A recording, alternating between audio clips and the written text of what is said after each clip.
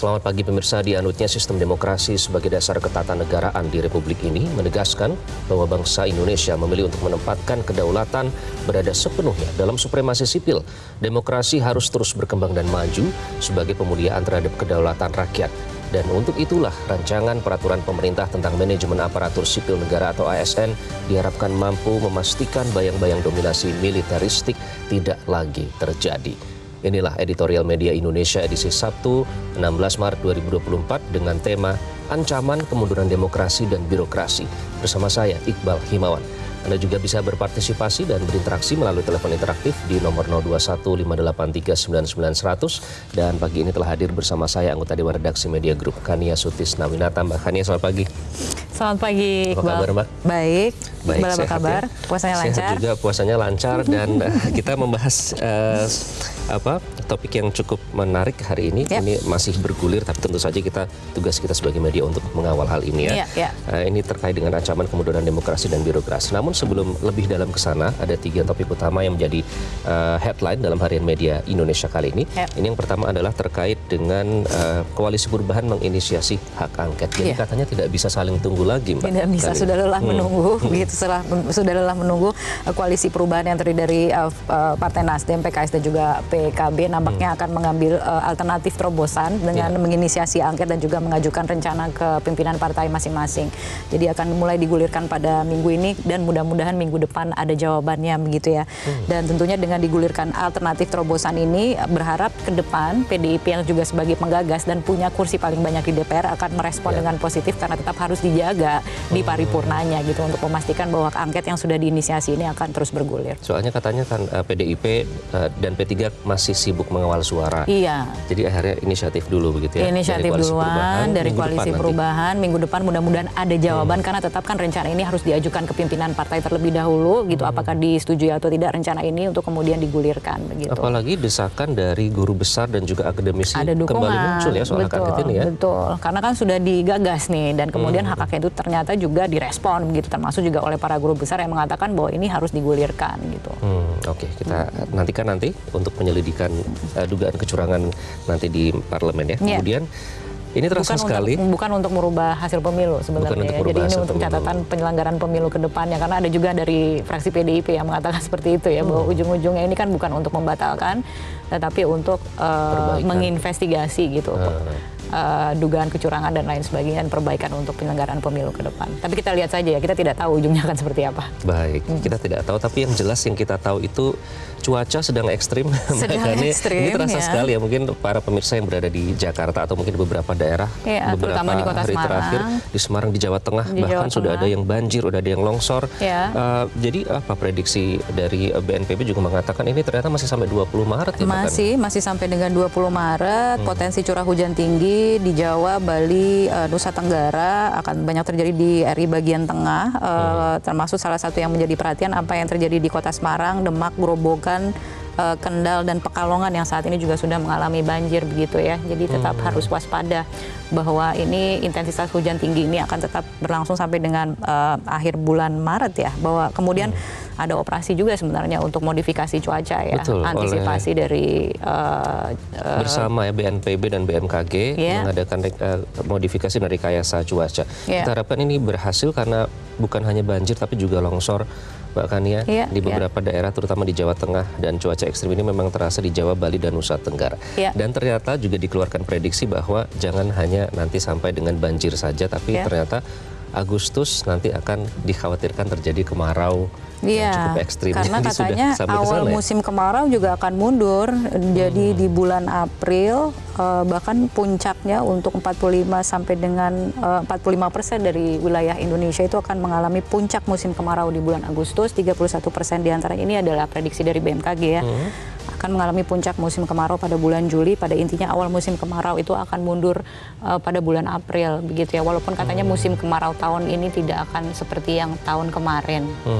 Prediksinya seperti itu. Jadi bersiap-siap mengantisipasi kemungkinan kemarau itu juga harus dilakukan sekarang justru. Betul. Gitu ya. Dengan cara antara lain katanya menampung air di bendungan-bendungan, supaya nanti tidak kemarau ini bisa mempengaruhi dan menimbulkan kemarau berkepanjangan ya. Yang juga mencapai puncak Mbak Kania adalah harga beras dan juga impor. Yang ternyata menurut pantauan ini ya BPS menyatakan sudah sampai 881.000 ton. Impor beras sudah masuk di bulan Januari sampai dengan bulan Februari. Ini ada kenaikan dibandingkan periode yang sama tahun sebelumnya untuk volumenya sampai dengan 93% dan kemudian untuk nilainya itu sampai dengan 144,63% kenaikan dibandingkan dengan periode yang sama tahun sebelumnya. Asal beras dari impor yang sudah masuk itu dari Thailand, Pakistan dan juga Myanmar. Tapi catatan dari BPS, kenaikan harga beras masih tertinggi sepanjang bulan Februari ini. Bahkan kenaikannya disebut kenaikan harga beras ini tertinggi sepanjang sejarah, bahkan ya. Iya, sepanjang sejarah maksud saya. Sejarah ya bahkan ya. Itu yang dicatat oleh BPS. Dan juga kalau berbicara tentang pengelolaan beras, ternyata 10% di Bulog, 90% di swasta. Iya, itu yang menyebabkan harganya masih tinggi walaupun impor beras ini sudah mulai masuk begitu ya, karena ada kekhawatiran bahwa stok di Bulog ini tidak mencukupi untuk melakukan intervensi pasar gitu yang biasanya memang dilakukan ketika harga beras naik gitu. Dan memang ketika dilihat-lihat 10%-nya dari total volume beras itu ada di Bulog, sementara 90%-nya itu ada di swasta. Di swasta itu ada pedagang dan lain sebagainya, termasuk juga di rumah tangga begitu ya. Nah, kalau kemudian kemampuannya hanya 10%, nah ini yang kemudian menjadi kekhawatiran stoknya tidak mencukupi gitu. Jadi kita lihat itu yang dikatakan menjadi penyebab kenapa harga beras tidak cenderung turun, tidak terus turun gitu dengan adanya impor beras ini. Formulasi yang ideal diharapkan untuk dicapai, karena jangan sampai alasan dilema kalau naik dimarahi ibu-ibu, kalau harga turun dimarahi petani. Karena tentu kita diharapkan ada solusinya ya. Dan makanya kita punya pemerintah ya. Makanya punya pemerintah sampai ada yang menunda mudik loh Mbak, pedagang tradisional karena menunggu harga beras ini. Iya, karena harganya masih belum stabil begitu. Walaupun kemudian Presiden mengatakan bantuan beras masih akan dilanjutkan sampai dengan bulan Juni. Sampai bulan Juni katanya. Sampai dengan bulan Juni, walaupun habis itu nanti lihat APBN-nya. Setelah itu lihat APBN-nya gitu ya. Oke. Nah, kita lihat nanti juga pembahasan masih akan berlanjut nih nampaknya ya. Masih akan berlanjut. Soal tentu stok beras dan ketersediaannya terancam, tapi yang juga menjadi ancaman adalah kemunduran demokrasi dan birokrasi. Ini terkait dengan rancangan peraturan pemerintah tentang manajemen ASN. Nah, secara singkat sebelum kita lebih lanjut, Mbak Kania, kenapa ini menjadi concern dari editorial media Indonesia kali ini? Secara singkat kayaknya nanti mungkin kita bisa bahas lebih jauh lagi ya, tapi pada prinsipnya revisi Undang-Undang ASN yang kini RPP-nya sedang digodok dan ditargetkan selesai pada bulan April yang tinggal 2 minggu lagi ini memuat salah satu poin kontroversial yang sebenarnya sudah banyak kemudian dikritisi adalah diperbolehkannya TNI Polri untuk mengisi jabatan PNS, begitu juga sebaliknya ya, PNS untuk mengisi jabatan atau berpindah tugas ke TNI Polri. Dan memang sejak awal revisi Undang-Undang ASN yang disetujui di DPR tahun lalu itu sudah dinilai bertentangan dengan semangat reformasi yang salah satunya itu mengamanahkan agar TNI Polri kembali hanya fokus pada urusan pertahanan dan keamanan begitu ya, di mana pintu untuk berkiprah di bidang sosial politik itu sebenarnya sudah ditutup rapat. Ada jejak sejarahnya begitu yang kemudian membuat hal ini menjadi penting untuk dijaga dan juga dipertahankan. Namun memang sedikit demi sedikit pintu itu yang tadinya terkunci rapat itu mulai terbuka ya, dikhawatirkan malah semakin lebar dengan Undang-Undang ASN terbaru yang kini RPP-nya tengah digodok, bahkan terkesan dikebut begitu ya, karena bulan April harus selesai. Kata pemerintah ada poin soal kesetaraan, ada soal meritokrasi karena bertukar posisi gitu dan lain sebagainya akan diatur ketat sesuai kebutuhan dan kompetensi, tidak bisa sembarangan, tapi tentunya ada Undang-Undang TNI Polri juga yang harus diselaraskan. Nah, dalam perjalanannya ini 2 minggu ke depan penggodokan, kita melihatnya justru dengan dibukanya posisi ASN bagi TNI Polri malah justru akan menimbulkan kompleksitas baru, belum lagi kekhawatiran bahwa dominasi militeristik ini akan kembali dan merusak tatanan birokrasi begitu ya. Banyak yang menyuarakan itu yang sudah 2 dekade terakhir ini sejak reformasi sebenarnya diperjuangkan gitu ya untuk dibangun birokrasi yang tentunya perjuangannya tidak mudah begitu. Nah, kita lihat saja gitu. Sehingga penting agar RPP ini disusun secara matang karena dikatakan bahwa mekanismenya ini akan diatur melalui RPP ini kan. Nah, tolong disusun secara matang, disertai dengan pertimbangan dari Dewan Perwakilan Rakyat DPR agar kemudian yang dikhawatirkan demokrasi yang sudah dibangun dengan tulang punggungnya birokrasi begitu, tidak mundur begitu. Itu yang kemudian mungkin kita bisa bahas lebih lanjut dan kita dengarkan bersama juga ya isi dari editorial ya. Dalam waktu 2 minggu.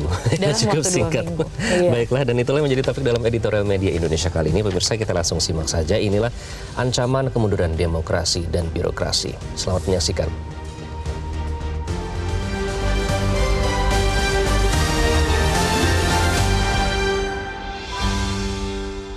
Ancaman kemunduran demokrasi dan birokrasi.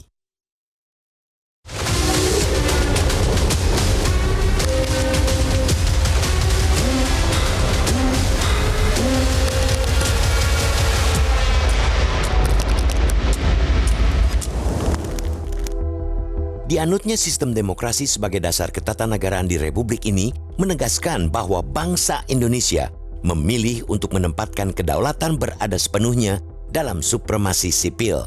Demokrasi harus terus berkembang dan maju sebagai pemuliaan terhadap kedaulatan rakyat. Tidak perlu lagi ada upaya sistematis mengembalikan dominasi militer dalam kehidupan berbangsa dan bernegara. Segala bentuk siasat untuk menggiring kembalinya dui fungsi militer semestinya tidak diadaptasi demi tegaknya semangat reformasi. Untuk itulah rancangan peraturan pemerintah tentang manajemen aparatur sipil negara atau ASN diharapkan mampu memastikan bayang-bayang dominasi militeristik tidak lagi terjadi.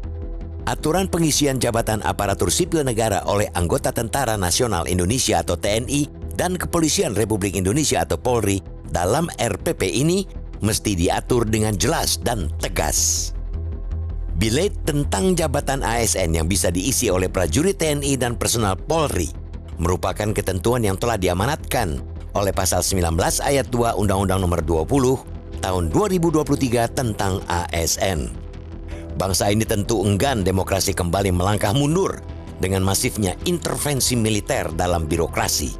Manuver-manuver menyeret TNI ke ranah sipil harusnya dipandang sebagai kebijakan usang sejarah Republik ini. Bahkan, rencana pemerintah ini mirip dengan prinsip dui fungsi ABRI saat Orde Baru. Kala itu militer dan polisi dapat duduk di jabatan sipil dan mendominasi birokrasi sipil demi menopang rezim yang otoritarian. Tanpa adanya aturan yang ketat, pelemahan juga akan terjadi pada birokrasi itu sendiri. Penunjukan TNI Polri sebagai ASN bisa mengganggu dan mengacak-acak tatanan meritokrasi. Konflik dan kecemburuan pun dinilai akan tumbuh subur di kalangan ASN. Meskipun dengan asas resiprokal ASN bisa menjabat di TNI Polri serta diakomodasi dalam Undang-Undang ASN dan RPP tersebut, hal itu akan terkendala pada Undang-Undang TNI maupun Undang-Undang Polri yang sudah mengatur bahwa jabatan di dua lembaga tersebut hanya bisa diisi oleh anggota TNI atau Polri, sehingga bisa dipastikan dalam implementasinya hampir tidak ada ASN ke TNI Polri. Belum lagi dari sisi penegakan hukum, dengan kultur birokrasi yang masih lemah seperti saat ini, dengan masuknya petinggi TNI Polri di pemerintahan, tampaknya ialah melemahnya spirit penegakan hukum. RPP ASN tersebut jangan sampai menjadi alat legitimasi praktik-praktik yang keliru. Pasalnya, hingga saat ini, prajurit aktif TNI masih terikat dengan Undang-Undang Nomor 31 Tahun 1997 tentang peradilan militer jika melakukan pelanggaran hukum, termasuk kasus korupsi. Proses hukum militer ini banyak yang menilai bisa menjadi ganjalan terhadap upaya mewujudkan birokrasi yang terbuka dan transparan serta bebas korupsi. Jika keran pengisian jabatan ASN dibuka lebar bagi TNI Polri, juga akan muncul pemikiran baru di benak para prajurit dan aparat kepolisian bahwa mereka tidak lagi bercita-cita sebagai militer atau polisi yang profesional. Para personel TNI Polri itu boleh jadi akan lebih membangun kedekatan pada kekuasaan politik untuk mendapat jatah di birokrasi. Untuk itulah, diharapkan RPP ini betul-betul disusun matang oleh pemerintah dan disertai pertimbangan yang menyeluruh oleh Dewan Perwakilan Rakyat atau DPR.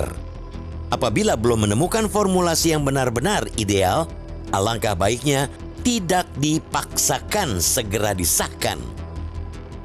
Jangan hanya karena ingin mengakomodasi para perwira TNI Polri yang tidak kebagian posisi di institusinya alias jobless, justru mengorbankan demokrasi dan reformasi birokrasi yang telah dibangun 2 dekade lebih sejak reformasi.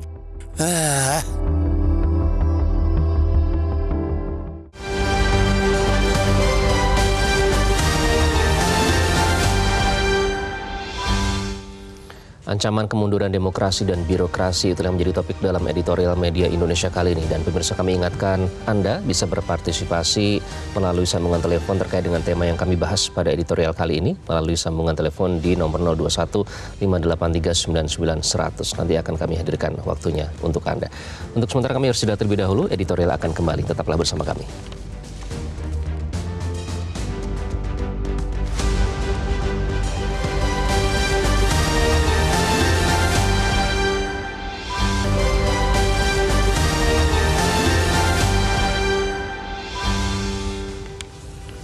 Anda kembali di editorial media Indonesia, pemirsa, dan tema kita pada pagi hari ini adalah ancaman kemunduran demokrasi dan birokrasi terkait dengan adanya RPP manajemen ASN. Dan untuk membahas lebih lanjut, kita sudah tersambung melalui sambungan telepon dengan pengamat politik Lily Romli. Prof. Romli, selamat pagi, apa kabar?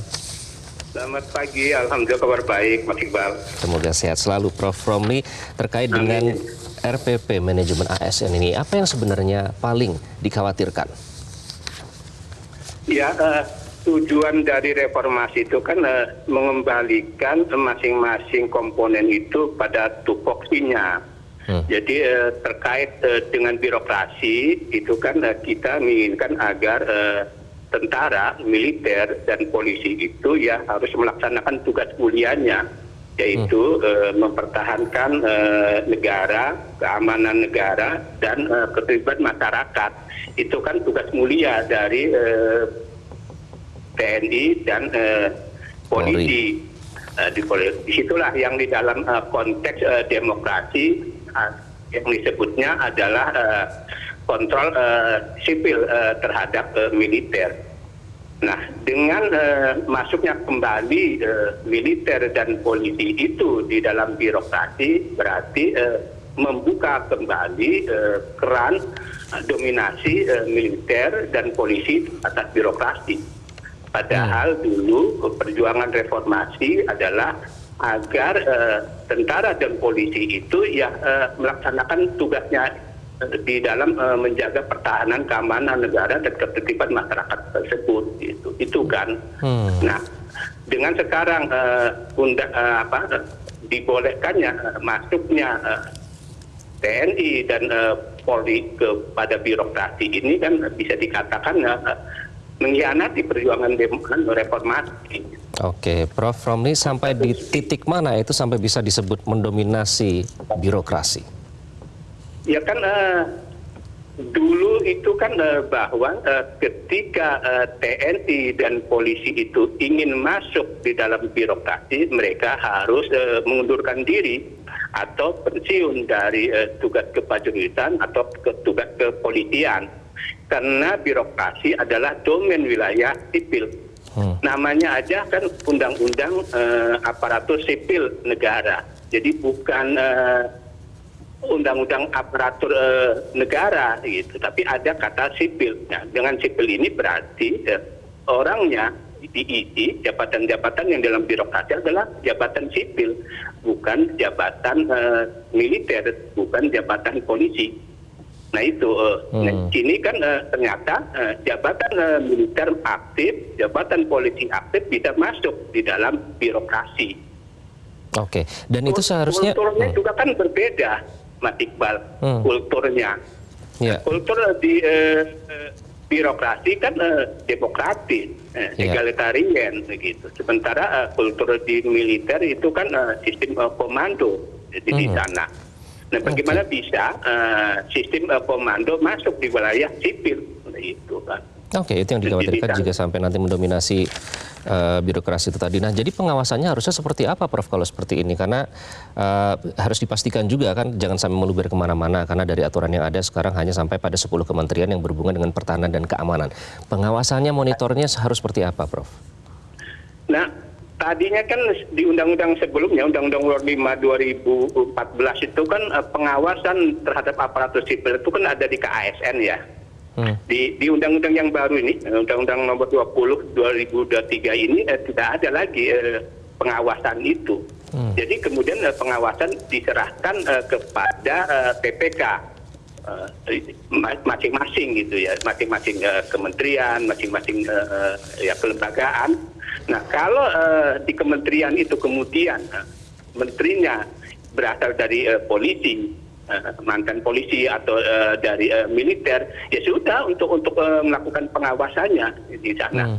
Sementara penyakit birokrasi yang sampai saat ini meskipun ada agenda reformasi kan kultur paternalistik, kultur patrimonial kan masih tetap dominan gitu di sana. Jadi sebenarnya dengan masuknya militer dan polisi di dalam birokrasi ini bertentangan juga dengan reformasi birokrasi yang digulirkan. Padahal kan semenjak SBY itu kan ada desain reformasi birokrasi gitu, di mana birokrasi itu harus menciptakan mindset dan kultur set yang baik. Nah, ini udah terabas itu. Terus yang kedua adalah menciptakan profesionalisme aparat sipil negara. Nah, profesionalisme sudah terabas juga gitu. Jadi saya kira reformasi birokrasi mengalami kegagalan. Kegagalan reformasi birokrasi. Prof, saya ingin pendapat Anda, analisis Anda terkait dengan katanya kan ini dibutuhkan karena kompetensinya. Nah, jadi apakah memang kompetensi seperti apa yang dibutuhkan sampai harus dari TNI Polri? Apakah memang ini tidak bisa dipenuhi dari ASN saja misalnya? Kalau kita lihat dari jumlah, dari kualitas ASN yang ada saat ini. Saya kira itu alasan yang diada-ada ya, karena saya kira tingkat kompetensi dari sipil di birokrasi itu sangat mumpuni gitu. Mereka banyak para doktor dan memang karirnya dibangun dari bawah, dari golongan 3 sampai golongan 4E itu adalah dengan pelatihan-pelatihan yang luar biasa. Jadi kalau alasannya kompetensi, malah kita mempertanyakan apakah dari militer itu dan dari polisi itu memiliki kompetensi ketika dia masuk di dalam birokrasi, karena memang sistem pengkaderan dan kulturnya berbeda. Itu kan kita mempertanyakan kembali, Mas Iqbal gitu loh. Artinya tidak ada urgensi kalau dari segi kompetensi ya, Prof ya? Malahan mengalami demotivasi. Dan menghancurkan meritokrasi dari kalangan birokrasi sipil yang dia bercita-cita. Kan tujuan akhir dari para birokrat misalnya ingin mengejar eselon 1 kan, Mas Iqbal. Dia melalui pendidikan, pelatihan, diklat, kan ada diklat BIM itu. Tapi tiba-tiba kemudian ada orang dari luar masuk untuk menduduki jabatan-jabatan strategis di birokrasi tersebut. Artinya saya kira ini apa yang didengung-dengungkan di dalam reformasi, perlunya meritokrasi, perlunya profesionalisme, ya hancur semuanya dengan bisa masuknya kalangan militer dan polisi di dalam birokrasi itu. Itu artinya justru kontradiktif dengan misi untuk meningkatkan produktivitas ASN sendiri ya, Prof Romli ya? Betul. Saya kira sangat kontradiktif. Kalau ditanya di survei silang para birokrat itu, mereka pasti pada kecewa, itu kecewa gitu di sana. Kemudian berdasarkan sistem meritokrasi, ini saya sedikit kutip ya dari penjelasan pasal 20 Undang-Undang Nomor 20 tahun 2023, Prof Romli. Pengisian jabatan TNI dan Polri oleh ASN dan sebaliknya bertujuan agar ASN, prajurit TNI dan anggota Polri memiliki keseimbangan dan kesetaraan dalam pengembangan karirnya berdasarkan sistem merit. Nah, soal keseimbangan dan kesetaraan ini maksudnya apa sih, Prof? Iya, saya kira itu bahasa atau norma yang selalu dipaksakan. Itu kan dua wilayah entitas yang berbeda, Mas Iqbal. Ini adalah birokrasi sipil, itulah karir kalangan sipil. Di institusi tentara, polisi adalah karir dari kalangan para prajurit dan kepolisian. Puncak tertingginya mereka adalah jenderal. Sementara di birokrasi, puncak tertinggi dari aparat sipil adalah pejabat eselon 1. Jadi dua wilayah yang beda. Nggak bisa kemudian orang sipil ditempatkan bertugas di kalangan militer. Ya dia nggak tahu ya Mas itu. Karena memang kulturnya berbeda juga. Sistem karirnya juga berbeda. Tupoksinya juga berbeda gitu loh.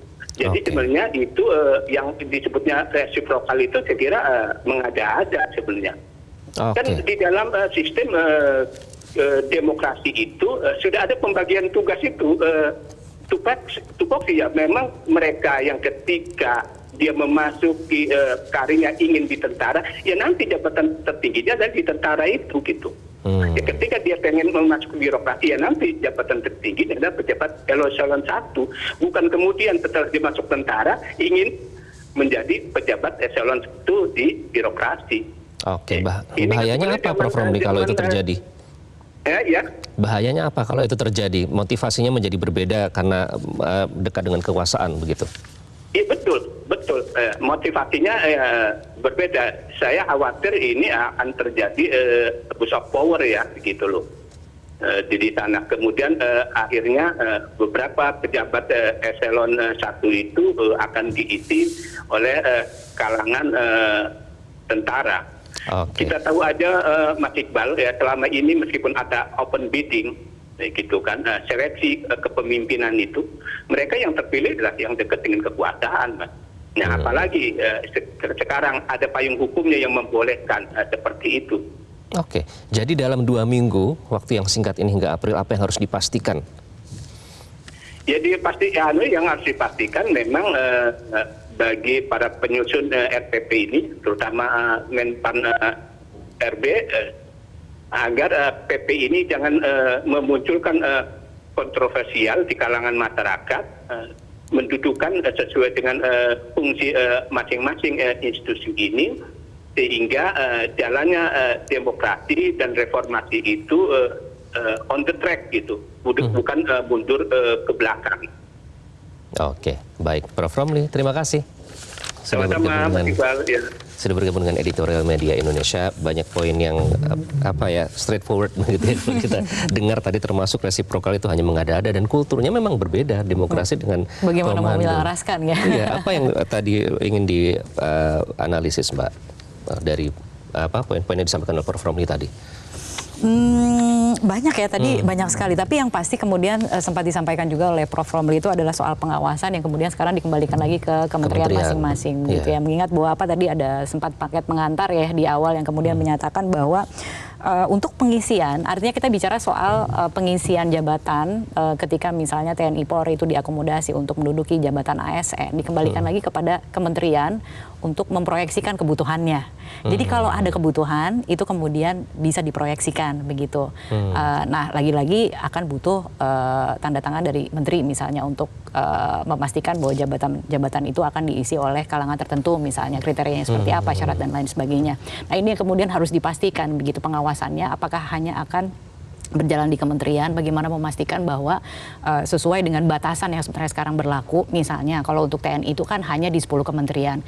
Apa jadinya kalau di luar 10 kementerian yang kemudian sudah diamanahkan gitu untuk menjadi tempat yang akan diisi gitu dalam tanda kutip TNI Polri, TNI terutama gitu ya, untuk 10 kementerian ini, misalnya di luar kementerian itu juga meminta karena ada kebutuhan misalnya seperti itu bagaimana.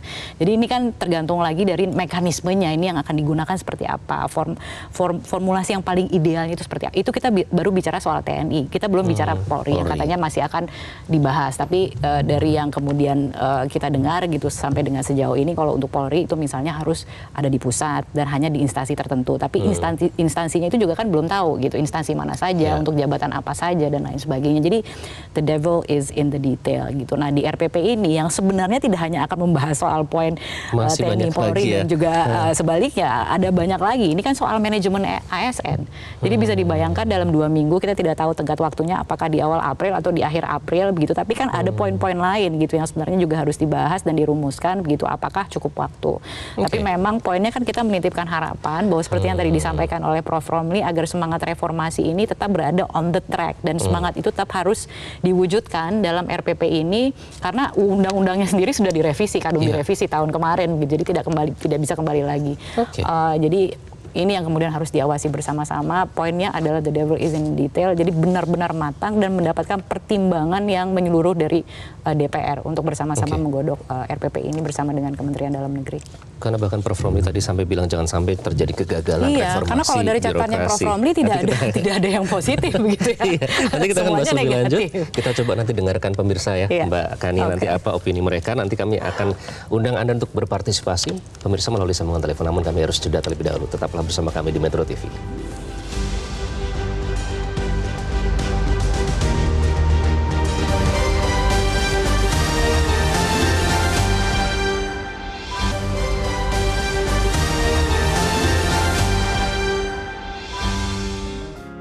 Media Indonesia mengajak Anda untuk mengakses fitur premium e-paper.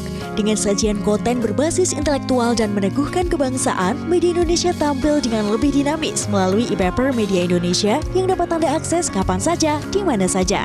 Caranya mudah, download aplikasi Media Indonesia di Android atau ketik link e-paper.mediaindonesia.com atau bisa scan QR Code pada layar kaca Anda.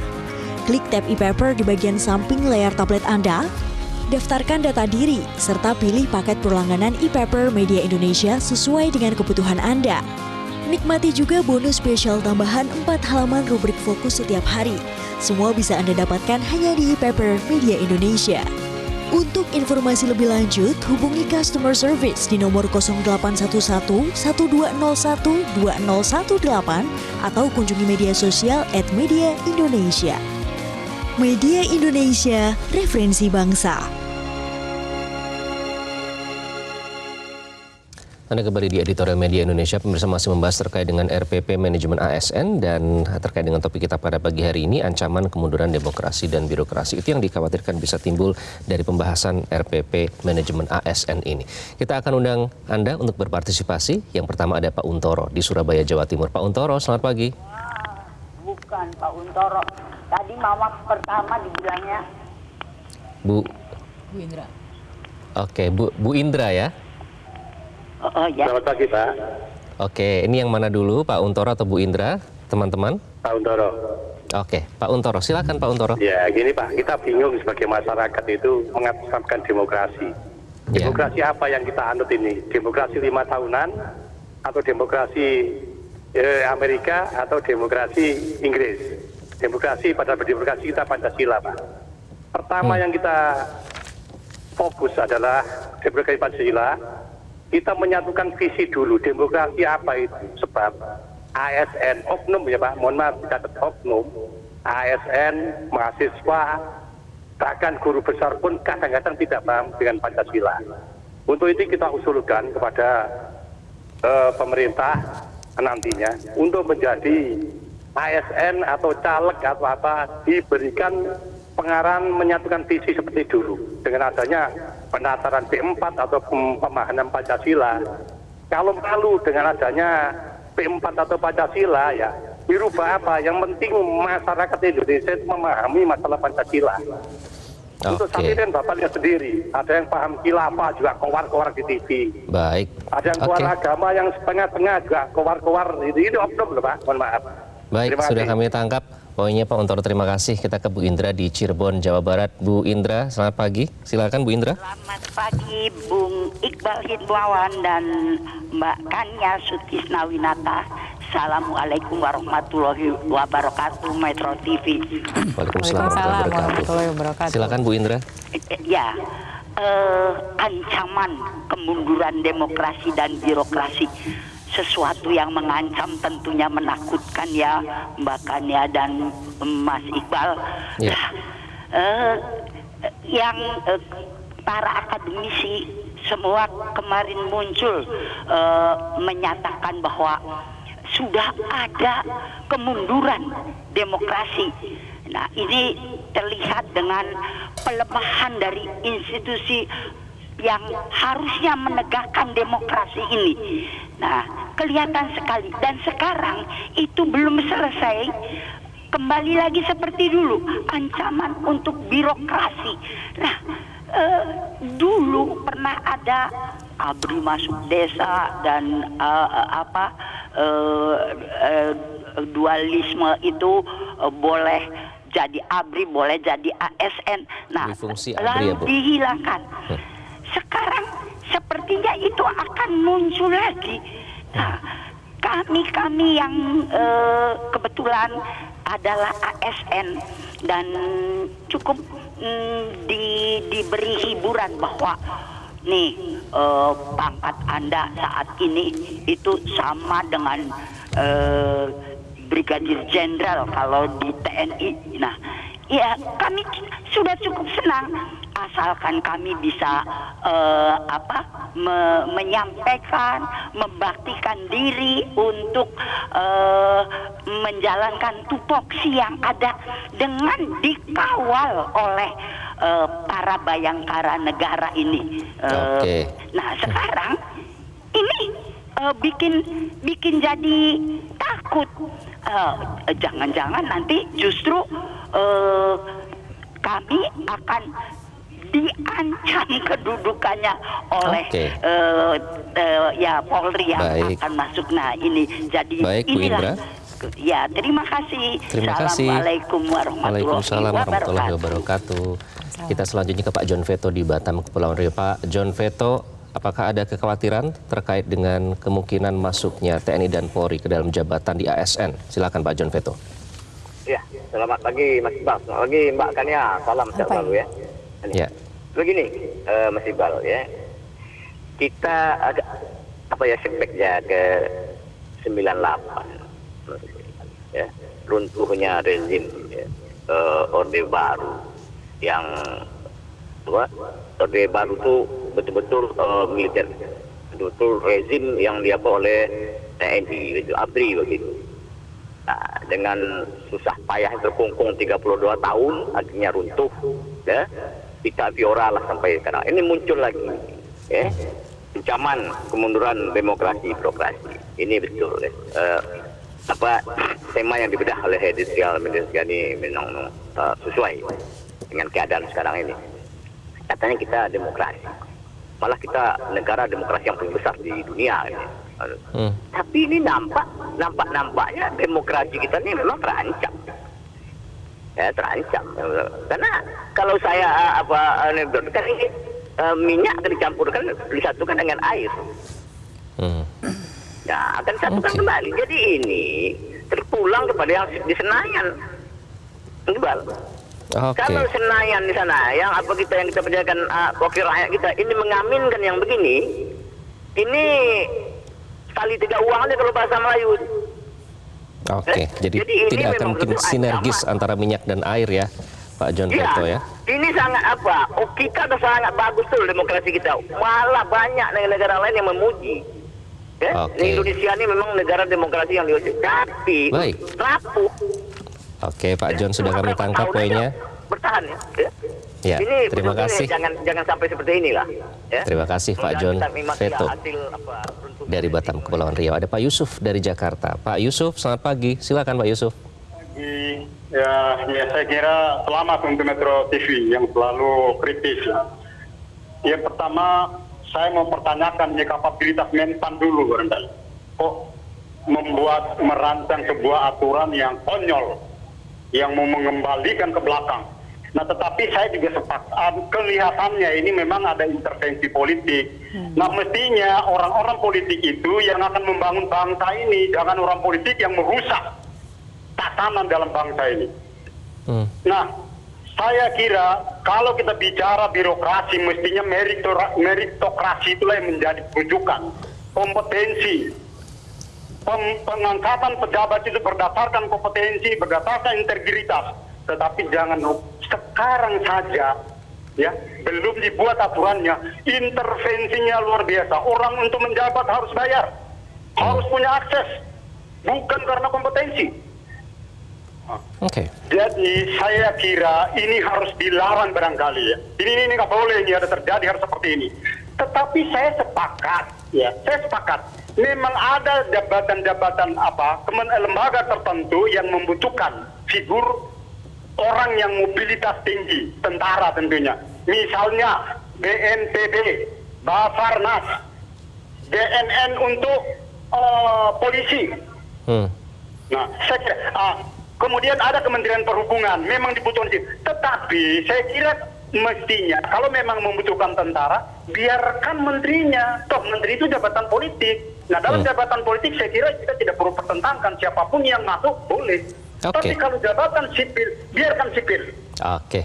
Baik Pak Yusuf, terima kasih. Eselon 2 tidak boleh ada yang intervensi. Memang harus kompetensi sesuai bidangnya. Terima kasih Metro TV. Terima kasih Pak Yusuf. Salut dengan Metro TV. Terima kasih.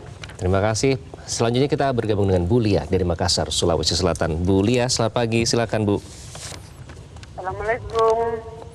Waalaikumsalam warahmatullahi wabarakatuh. Silakan Bu Lia. Ya, kalau saya ini sebagai orang awam Pak ya, kalau saya lihat ini di berita-berita ini, sebenarnya bukan lagi ancaman ya. Pokoknya sudah terjadi kemunduran demokrasi. Mulai dari awal tahap-tahap pilpres ya, sampai sekarang muncul wacana baru itu. Bukan lagi ancaman ya, pokoknya sudah terjadi. Kenapa? Karena banyak sekali aturan-aturan yang diubah secara mendadak. Ya, dan itu bukan untuk kepentingan negara, bukan untuk kepentingan rakyat, tapi untuk kepentingan segelintir orang, ya, atau sekelompok orang dan sebagainya, untuk kepentingan pribadi. Jadi wacana yang terakhir ini, yang ramai dibicarakan ini, sebenarnya itu termasuk dari tadi ya, bukan kepentingan masyarakat, bukan kepentingan negara. Andai kata perubahannya itu untuk kepentingan negara, ya pasti masyarakat tidak akan berkomentar ya. Tapi karena ini kelihatan naga-naganya ini memang untuk disusupi oleh politik ya ini ya. Jadi karena secara mendadak. Ya, secara mendadak. Jadi setiap kepentingan yang dibutuhkan maka aturan dirubah. Ya, ini kan sebenarnya kan dulu kan sudah ada dui fungsi ya, kalau tidak salah dulu ya, pernah ada istilah dui fungsi. Sekarang ini mau dikembalikan lagi mungkin ya, kalau lihat naga-naganya mau dikembalikan lagi. Dan ini artinya sudah kan sekarang ini sudah berjalan dengan bagus. Jadi tidak usah lagi kita recioki masyarakat itu dengan suatu wacana-wacana yang tidak masuk misalnya di pikiran masyarakat ya. Karena itu akan membuat gaduh. Baik Bu Lia, ya, terima jadi kasih. Pejabat-pejabat kita seharusnya membuat masyarakat tenang, jangan membuat gelisah dengan wacana-wacana yang tidak masuk di pikiran masyarakat itu, yang dirubah secara mendadak. Baik, ya, jadi, terima kasih Bu Lia, sudah kami tangkap poinnya. Kekhawatiran masyarakat tidak terjadi, dan terima kasih. Pejabat atau pemimpin kita itu bisa mengayomi masyarakat dan bisa menjalankan tugas-tugasnya, tidak merasuki atau merecoki masyarakat dengan aturan-aturan yang sudah kami catat Bu Lia poinnya. Terima kasih Bu Lia bergabung dari Makassar, Sulawesi Selatan. Dan itulah tadi penelpon sudah bergabung. Nanti kita akan bahas lebih lanjut Mbak Kania. Namun kami harus sudah terlebih dahulu pemirsa. Kami akan kembali usai jeda. Tetaplah di Editorial Media Indonesia.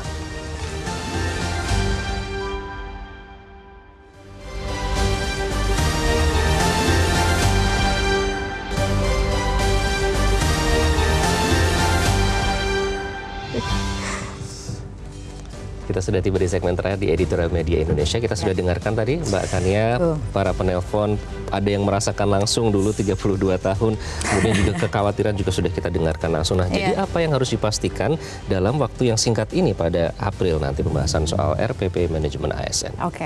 Ya sesuai dengan RPP-nya begitu. Ini kan soal manajemen ASN, bahwa salah satu poin kontroversialnya itu kan sebenarnya lagi-lagi itu kan sebenarnya sudah agak ya itu tadi bagaimana menggabungkan air dan minyak begitu, karena kalau kita bicara ASN kita juga akan bicara bagaimana TNI Polri ini bisa mengisi jabatan ASN gitu kan.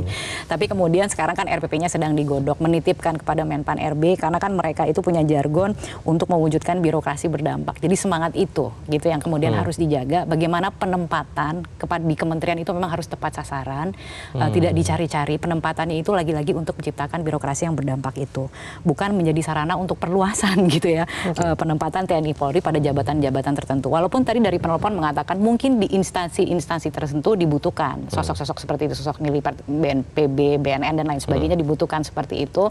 Tapi pada prinsipnya kan sebenarnya selama ini kan tidak juga dibatasi gitu loh. TNI Polri ini ketika mereka ingin memiliki karir menjadi pejabat sipil atau mengisi jabatan sipil itu kan sebenarnya diperbolehkan, tapi mereka harus mundur dulu. Nah dengan RPP ini kan sekarang mereka aktif masih bisa mengisi jabatan PNS gitu, atau jabatan sipil. Nah yang dikhawatirkan kan menjadi demotivasi, akhirnya malah mengambil porsi PNS gitu yang tadi juga disuarakan oleh salah satu penelpon. Nah ini yang kemudian harus dijaga keseimbangannya sehingga mekanismenya itu harus benar-benar matang, harus diatur secara lebih spesifik syarat dan kriterianya. Gitu. Itu sih mungkin bisa disimpulkan. Baik, kita kawal bersama. Mbak Kania, terima kasih. Kita nantikan ya, April, tinggal 2 minggu lagi. Ya, mudah-mudahan bisa diundur ya. Mudah-mudahan bisa diundur karena banyak yang harus dibahas. Terima kasih sekali lagi Mbak Kania. Dan pemirsa, diharapkan RPP betul-betul disusun matang oleh pemerintah dan disertai pertimbangan menyeluruh oleh DPR. Apabila belum menemukan formulasi yang benar-benar ideal, alangkah baiknya tidak dipaksakan untuk segera disahkan. Jangan hanya karena ingin mengakomodir para perwira TNI Polri yang tidak kebagian posisi di institusinya alias jobless, justru mengorbankan demokrasi dan reformasi birokrasi yang telah dibangun 2 dekade lebih sejak reformasi. Terima kasih telah menyaksikan Editorial Media Indonesia. Saya Iqbal Imawan. Sampai jumpa.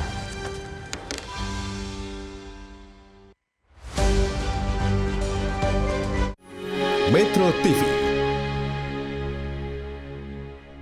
Jelajahi cara baru mendapatkan informasi. Download Metro TV Extend sekarang.